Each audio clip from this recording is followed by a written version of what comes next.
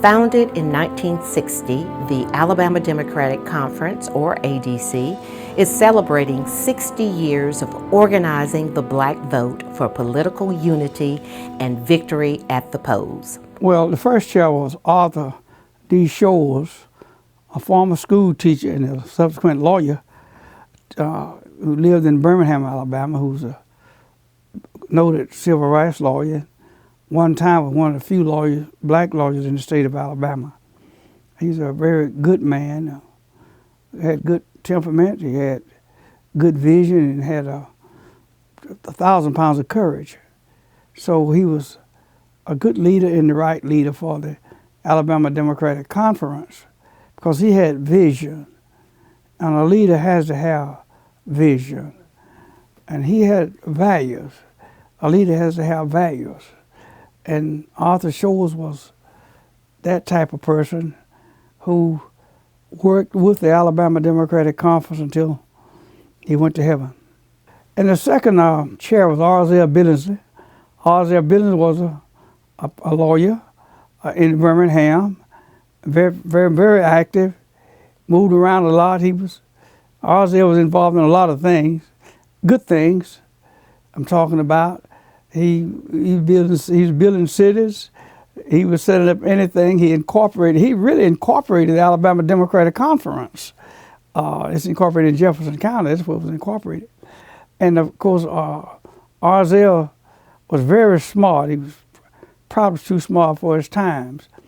But he worked very well, worked very hard to try to build political organizations because he saw the importance of politics and unity together. So he was a second chair. And of course the third chair was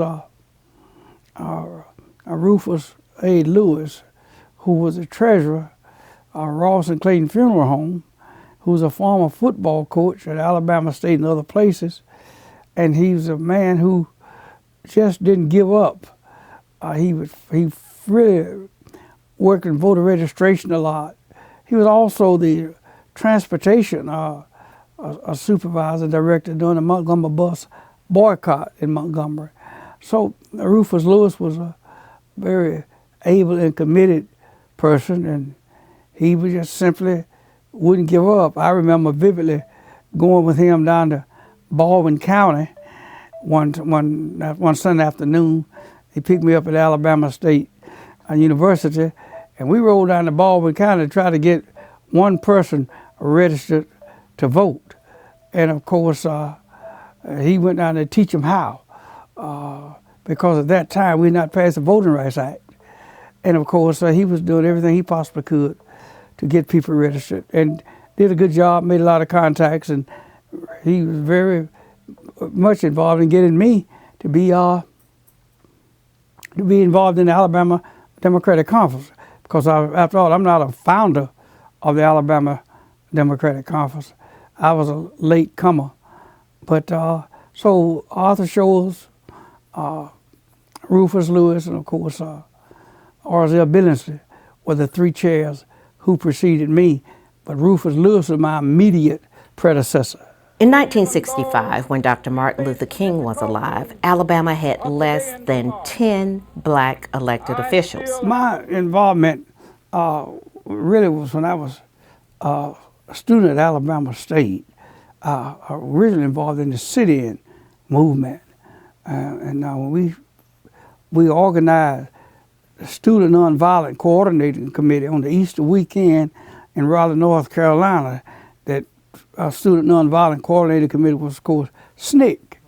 And of course, that was some of my first involvement, active involvement in the civil rights movement.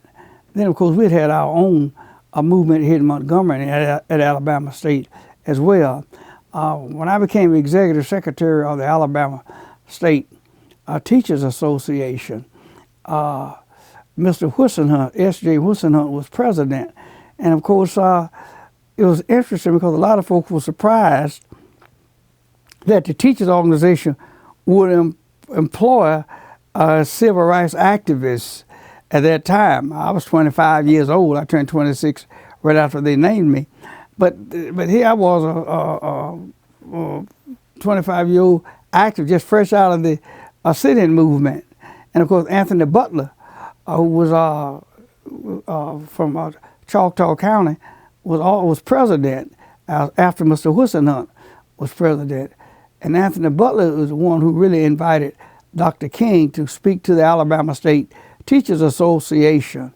And Dr. King was very much impressed with that because, as I understand it, the only teachers group that had ever invited Dr. King to speak was the Louisiana Education Association, the black organization in Louisiana.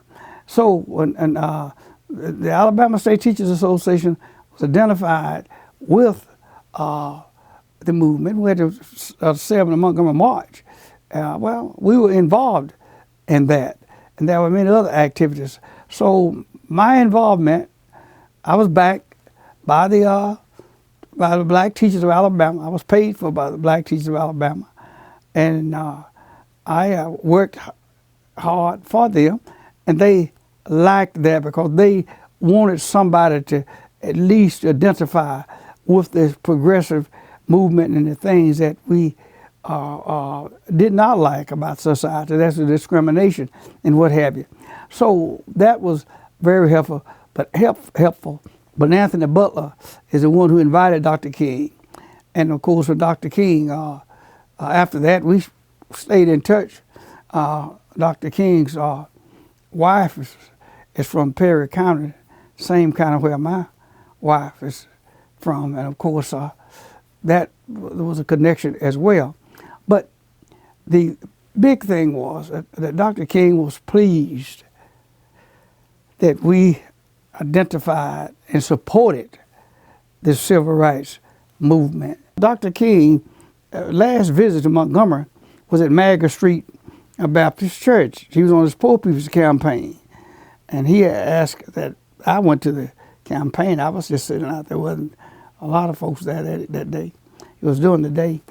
But the thing that I was pleased with, he had me to stand up and said, Brother Reed, I want to thank you for and having the Teachers of Alabama to identify with the civil rights movement. And that was a good thing and a thing that we all was very proud about. Even to this day, we don't have enough support for public education. There is a movement now to change the State Board of Education, to appoint a State Board of Education rather from an elected board. Makes no sense. In 1969, we changed from an appointed state board to an elected state board. And now they want to change and get a governor power to appoint a State Board of Education as opposed to letting the people elect. To me, nobody but the people should be making that decision. Today, Alabama has over 850 black elected officials, the highest number of black officials in the nation based on black population. These gains are due largely to the efforts of Joe Reed and the Alabama Democratic Conference in orchestrating litigation, negotiations, and legislation, in addition to drafting redistricting plans to achieve fair and equitable representation in virtually every chamber of government. In 1975, ADC drew the plan that placed 4 blacks on the newly formed 9-member Montgomery City Council and created equity in representation on city boards and in city government. The ADC fortified its strength and effectiveness in 1976 when Joe Reed convinced his high schoolmate, Jerome Gray, to come to work for the organization as its state field director. Gray's quiet, scholarly work provided key research and expert testimony that led to monumental litigation for the advancement of voting rights in Alabama. Harris v. Braddock resulted in redistricting of jurisdictions to enable more registrars to serve, which meant increasing the number of black registrars. Jerome was smart, very sensitive to the movement. He was involved in the NAACP. He was the field director for the Alabama Democratic Conference.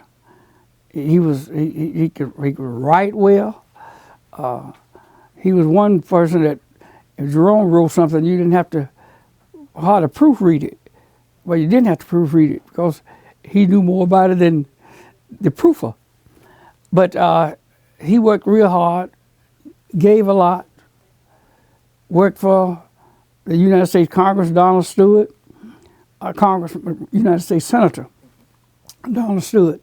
And of course, Jerome and I were both at the Connecticut County Training School, at that time what it was called. Later it was named Thurgood Marshall High School. And Jerome graduated from Talladega and attended many other universities. We worked very much together on reapportionment.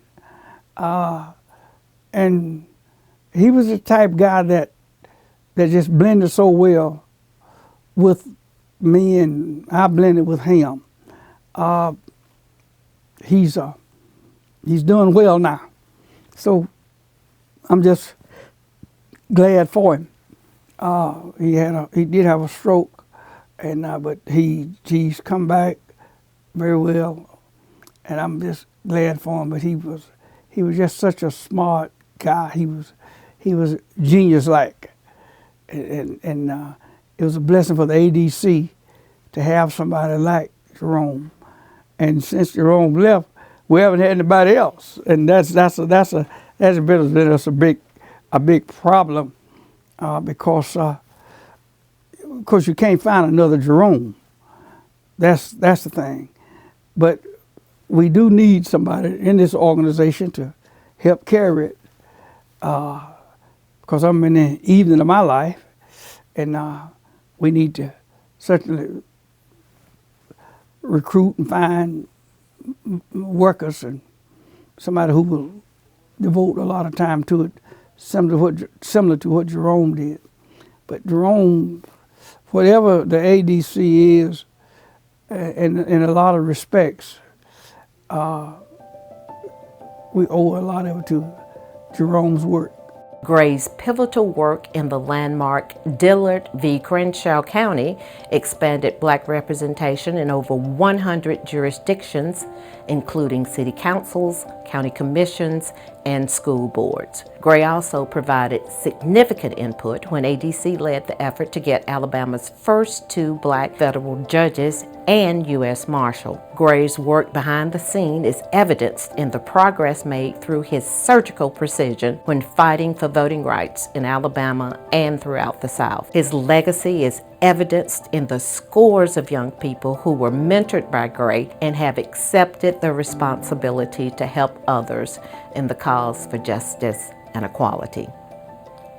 ADC was a major player in state government. However, national leaders in the Democratic Party made the ADC convention a destination on the campaign trail. The members of ADC's 66 county chapters make the pilgrimage to Birmingham and Montgomery in May and October to discuss organizational business, get updates on trending issues, meet with elected officials and those who want to be elected, listen to nationally known speakers, and greet friends, family, and political colleagues. A caucus is different.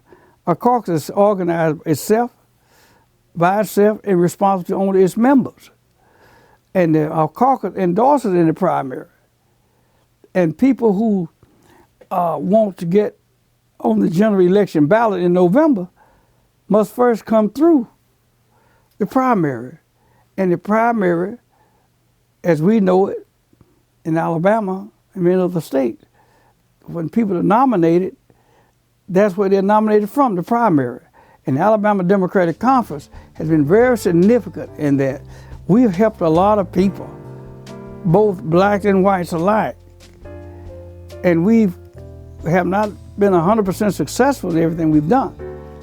But we've done so many things. And one of our goals in the Alabama Democratic Conference has been to get a black voice in every chamber of government in Alabama. Because the Alabama Democratic Conference is one of the only Black statewide caucuses in the nation, its effectiveness is dependent on the size of its membership, proficient leadership, financial strength, and voter participation. ADC is encouraging emerging leaders to embrace his legacy and endow its continued success with your energy and ability.